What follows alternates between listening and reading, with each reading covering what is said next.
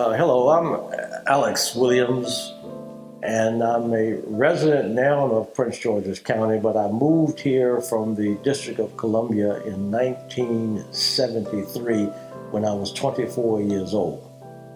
My mom grew up in Northern Virginia, in Merrifield, Virginia, and she came to Washington working for the Navy Yard, and she met my father, who also worked there, and they end up dating and marrying, and they just stayed in Washington D.C. in the Northwest area, and the rest is history. We all started off in the early '50s in the projects. We were in projects in D.C. For people with low income, and then we ultimately moved to the Petworth community in Washington, where I grew up and went to the public schools there, graduating from Theodore Roosevelt as opposed to Eleanor Roosevelt. Theodore, we call it the Rough Riders. That's the real Roosevelt. So many residents here in the county grew up in Washington, D.C., and we knew very little about Prince George's County. And I actually was introduced to Prince George's County by the chief judge at the time of the circuit court at a Redskin game. He was my neighbor sitting next to me at the Redskin game, and he knew I was in law school, and he said, why don't you consider Prince George's County? And so I didn't really know what Prince George's County was, because in the 60s and 70s, most African American families basically kept their children away from Eastern and Southern Avenue. We were told not to cross those streets because of the Prince George's County Police, which was deemed so vicious and had a tough reputation at that time. So we didn't really come into Prince George's County that much. Only, as I said, when the 1970s came and they started constructing a lot of these garden apartments, and young people were beginning to leave home, their parents' home, and they were looking for independence and an apartment. Prince George's was right there for us, and that's what happened.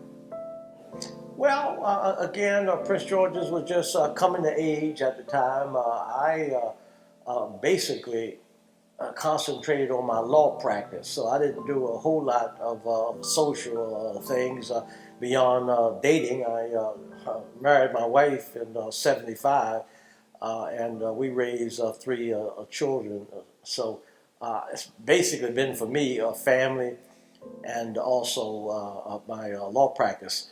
I mention to people all the time that both of my youngest children were born in Prince George's County, right there in the Prince George's County Hospital. So I love this place. I've been very fortunate in terms of my practice and my profession. I've gone to great heights, and served on the federal bench for 20 years, and I was the first black elected state's attorney here in this county in 1986, and served 2 terms before I was appointed to the federal bench.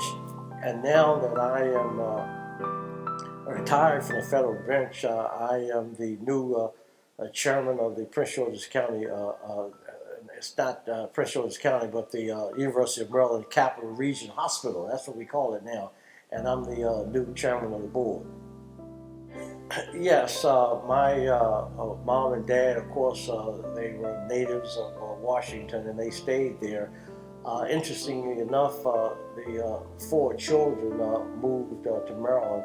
My oldest sister got one of those garden apartments that were up and about in the '70s, and then my younger sister got one of the garden apartments in Bladensburg, and then I also moved in one of those apartments in Landover, as I told you, in Stratford Woods. And then my brother, who's the youngest, he went off to college at the University of Maryland Eastern Shore, so he certainly moved down that way.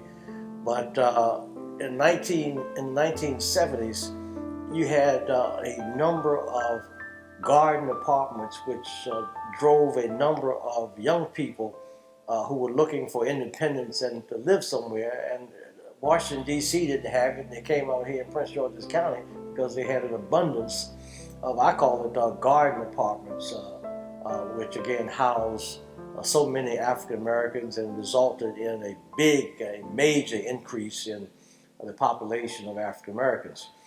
Together, of course, with the relatively inexpensive housing that also was a trait of Prince George's County, at least under the Beltway.